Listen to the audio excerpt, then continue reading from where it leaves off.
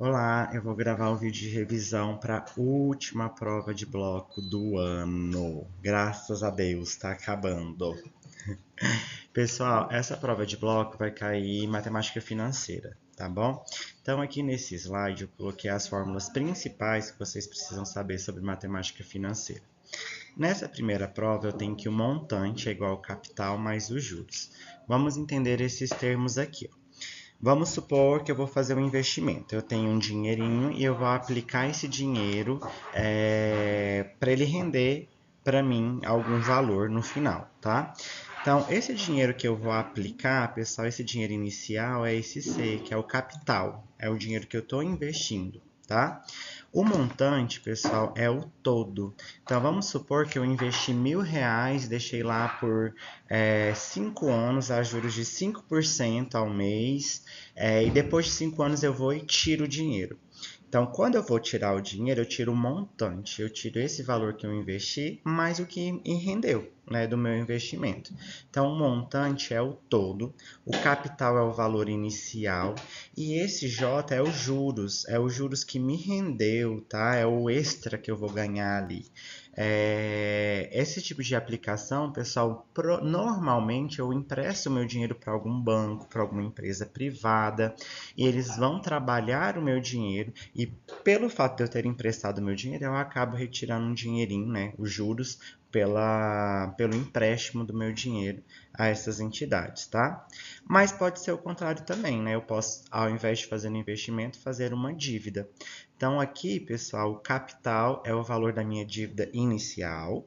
E esses juros, se eu dividir por muito tempo, né, por muitos meses, eu acabo tendo que pagar juros pelo fato de ter que dividir por muitos meses, né? Então, o montante vai ser minha dívida final, né? A dívida inicial mais os juros aplicados a essa dívida. Então, esses valores são muito importantes, tá? Esses juros, pessoal, que eu recebo por emprestar meu dinheiro ou que eu tenho que pagar a mais por ter que dividir uma conta, quando eu vou fazer alguma compra maior, né? Ele pode ser um juros simples ou um juros compostos, tá? Daí aqui eu tenho a fórmula do juros simples, que é J-CIT. Ela é bem simplesinha, né? Então, esses juros, ele vai depender, né, do tanto inicial da minha dívida, que é o capital. Ele vai depender da taxa de juros, né? Eu tenho que perceber a taxa de juros que vai ser cobrada ou que eu vou ganhar no investimento ou que vai ser cobrada numa dívida. Essa taxa, ela sempre vem em porcentagem, tá? E ela também depende do tempo, né? O tempo que eu vou aplicar, né? Se eu tiver uma dívida e dividir minha dívida em 12 meses ou em 24 meses, a dívida vai aumentando de acordo com o tempo, né? E eu também tenho juros, pessoal, compostos, tá? Essa forma dos juros compostos eu já chego no montante, que é o valor final de tudo, né? Que ela depende do capital, que é o valor da minha dívida inicial. Aqui também tem a minha taxa, o ISIN, né? E o tempo, tá? O tempo que ele vai ficar aplicado o meu dinheiro ou o tempo da minha dívida. Então, essas fórmulas são muito importantes, são as fórmulas que vocês precisam para conseguir fazer a prova de bloco bem, beleza? Aqui, pessoal, coloquei uma questão do Enem de Pessoas Privadas de Liberdade 2023. Ela é uma questão de nível intermediário para difícil, mas por que eu coloco ela? Porque através dela dá para trabalhar muitas questõezinhas até chegar na resposta final. Então dá para tirar várias sentenças de verdadeiro ou falso através dela, tá? Então vamos ler, vamos fazer aos poucos até chegar na resposta final. Ela fala assim, ó. No ano em que uma empresa lançou seu novo modelo de celular no mercado brasileiro, investiu 45 milhões de reais no primeiro semestre em cada uma das 5 regiões do Brasil. Então, bora lá. Aqui eu já tenho que fazer um primeiro cálculo, né, pessoal? Ó, ele investiu 45 milhões em cada região. E ele falou que o Brasil possui 5 regiões, né? Então, qual que é o valor de investimento total dessa empresa no Brasil no primeiro semestre? Eu vou pegar 45 milhões e vou multiplicar por 5, né? Então, vamos pegar aqui só essa parte inicial e depois eu adiciono os zeros, né? 5 vezes 5 é 25, vai 2. 5 vezes 4 é 20, mais 2, 22. Então, pessoal, essa empresa, ela investiu 225 milhões de reais no primeiro semestre, né, para lançar essa nova linha de celular. Vamos para a frente.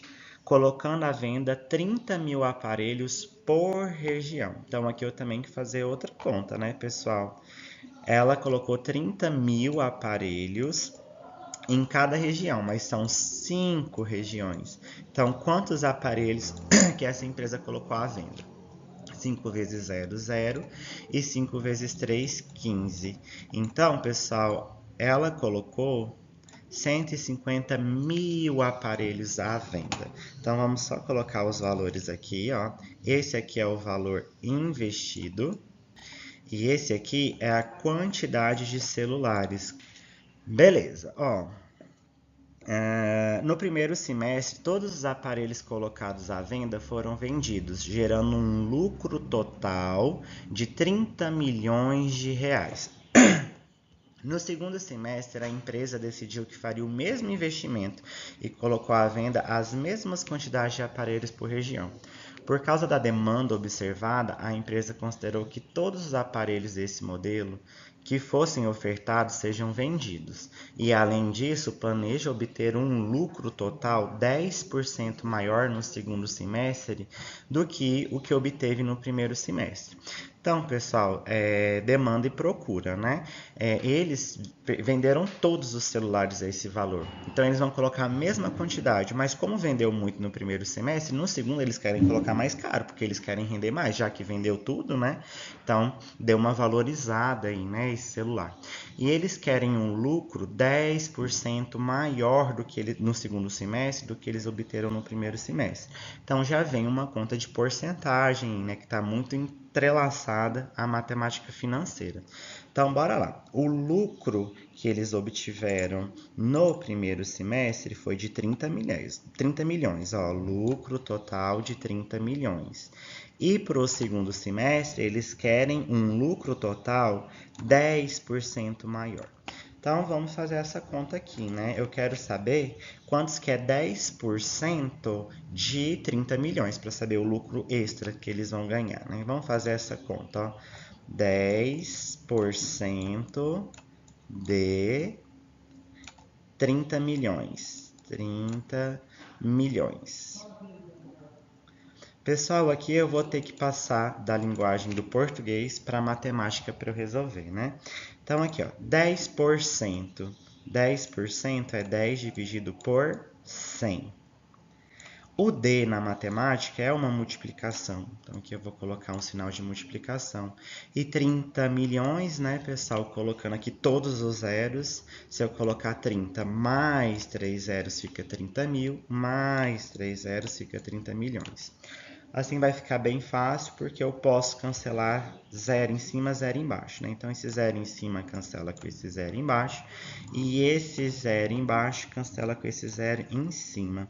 Então, colocando os pontinhos aqui nos lugares corretos, né, pessoal?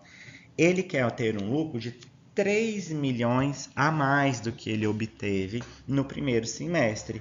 Então, se ele obteve 30 milhões no primeiro semestre e ele quer um lucro de 10% a mais no segundo semestre ele quer um lucro, pessoal, de 33 milhões. Porque vai aumentar a 3 milhões. Beleza?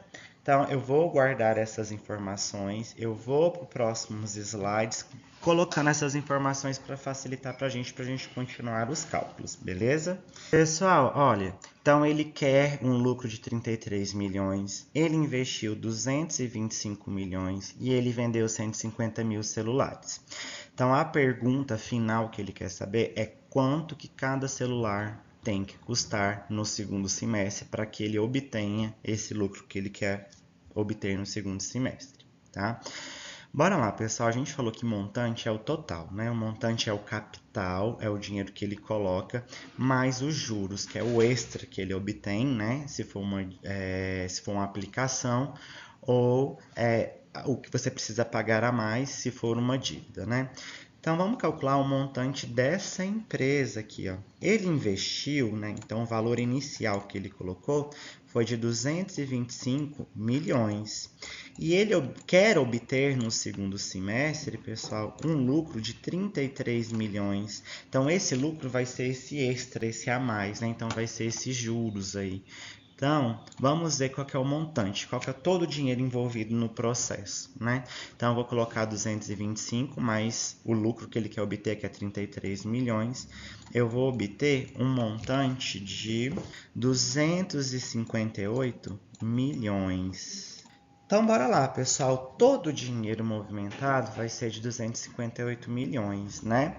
Então, é todo o dinheiro envolvido. E ele vai vender, que a gente viu no outro slide, uma quantia de 150 mil celulares, né? Então, vamos pegar todo o dinheiro envolvido, né? Contando já o lucro, contando o que ele vai investir. Vamos dividir pela quantidade de celulares que ele vai vender, né?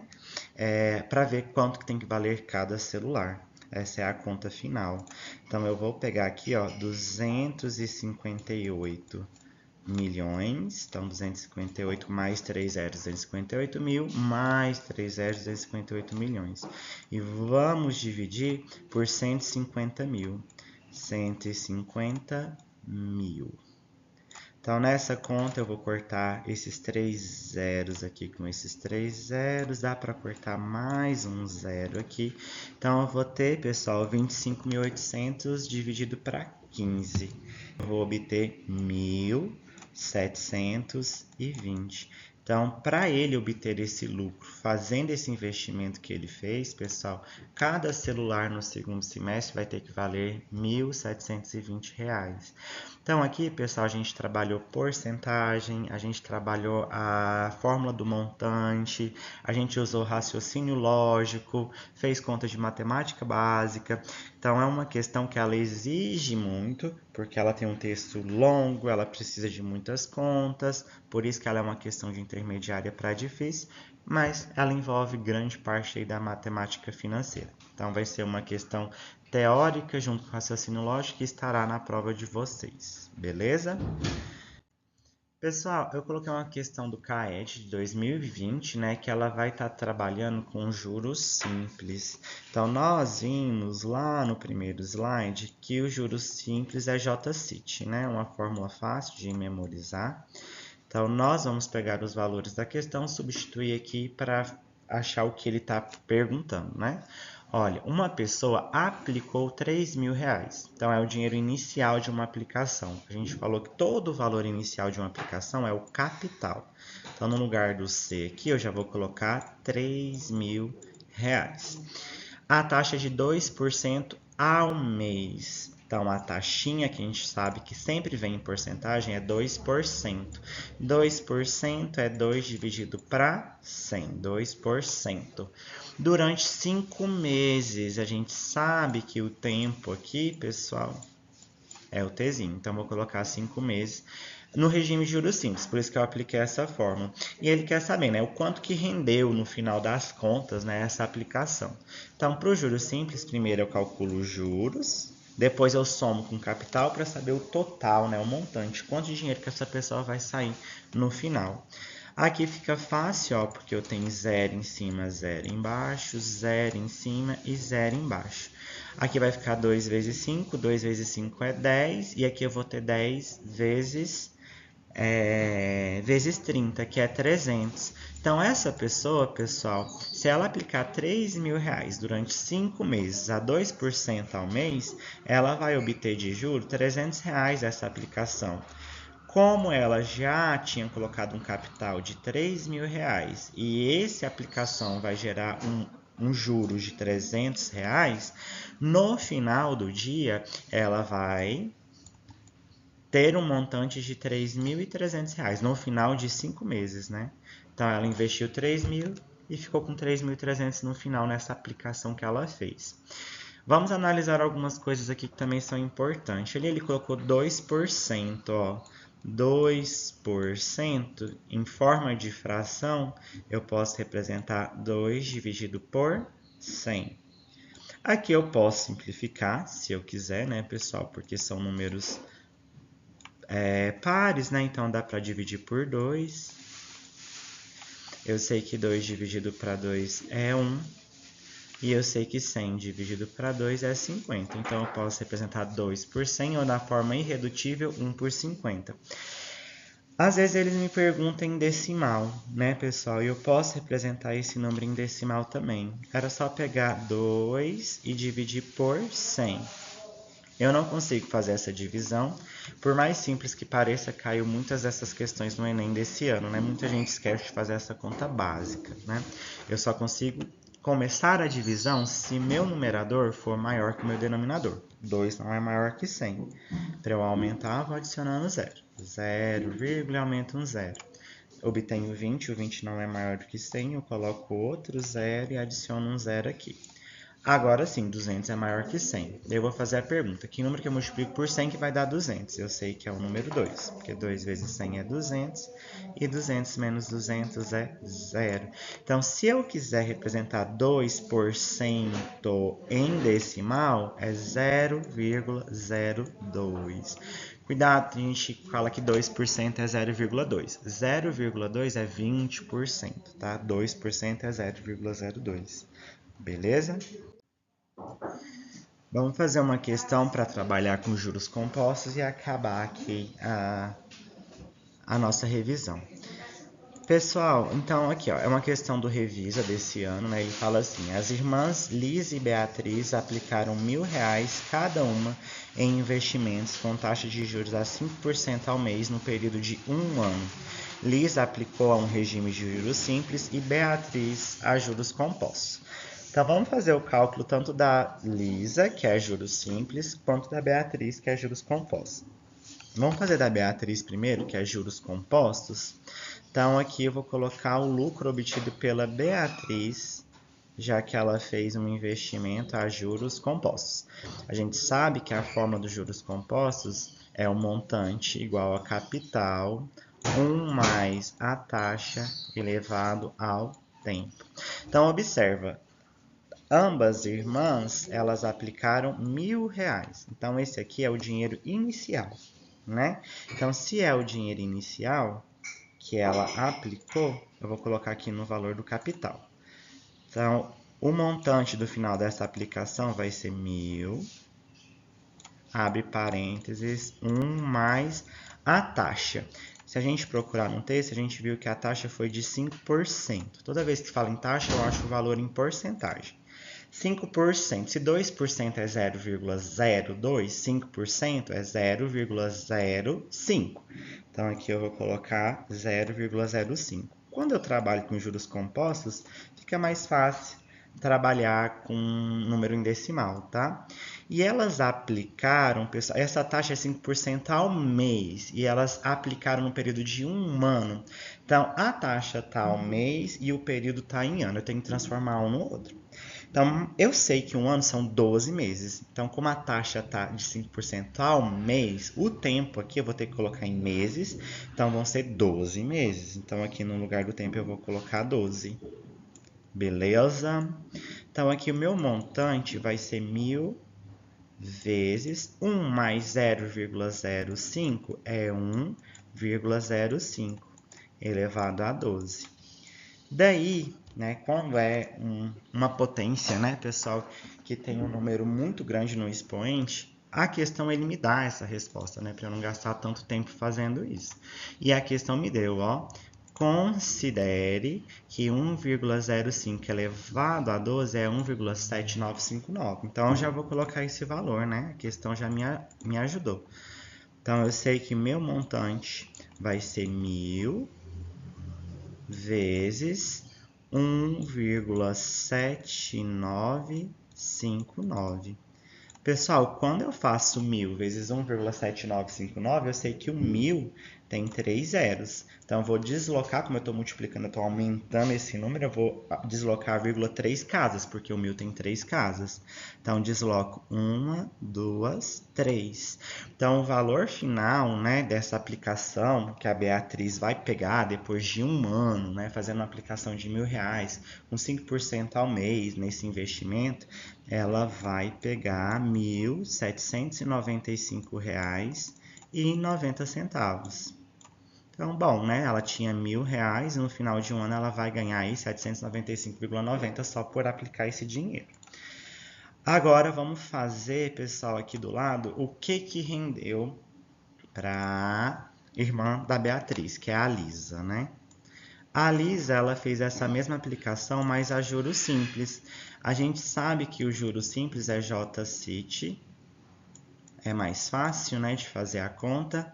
Então, o juro obtido por ela, o capital era de R$1.000, que é o dinheiro inicial que ela aplicou. A taxa é de 5%. Aqui no juros simples é melhor colocar em forma de fração para cortar os zeros. No período de 12 meses. Então, ó, 0 corta com 0, 0 corta com 0. Aqui eu vou ter 5 vezes 12, que é 60, 60 vezes 10, que é 600. Então, ela vai, pessoal, ganhar, né, por esse investimento, R$600. Se ela aplicou 1.000 e vai retirar 600 de juros, então o montante final vai ser de R$1.600. Então, observa, é o mesmo dinheiro, a mesma taxa, só que a Lisa ela vai tirar um pouquinho menos, né, do que a Beatriz. A Beatriz, por ter aplicado a juros compostos, ela vai tirar um pouquinho mais. Isso a gente pode explicar pelo seguinte fator. Olha o tempo, a letrinha T. No juros simples, pessoal, ele está aqui embaixo, bonitinho. Essa equação é uma equação de primeiro grau, né? Representa uma função afim de primeiro grau. Então, o crescimento dela, o comportamento dela é linear. Observa o tempo aqui, ó, nos juros compostos. Ele está no expoente, ele está lá em cima. Então, aqui, pessoal, o comportamento num gráfico, se eu fizer uma representação, vai ser uma curva exponencial. A curva exponencial ela tem uma crescente mais acelerada, né, mais pronunciada. Então, pessoal, dependendo do tempo, né, se for há muito tempo, se eu fizer uma aplicação, compensa eu aplicar juros compostos do que a juros simples, porque ele vai ter um crescimento mais acelerado, né? E a gente conseguiu perceber através dessa equação. Pessoal, de uma maneira bem simplificada, eu posso representar assim, ó. Uma aplicação a juros simples, ele tem um crescimento linear. E uma aplicação a juros compostos, ele tem um crescimento exponencial. Tá vendo que a partir de determinado momento ele tem um crescimento bem mais pronunciado? Então, eu posso fazer essa relação da matemática financeira com um gráfico, né? Quais são as funções que representa cada tipo de investimento aí, a juros simples e a juros compostos. Beleza?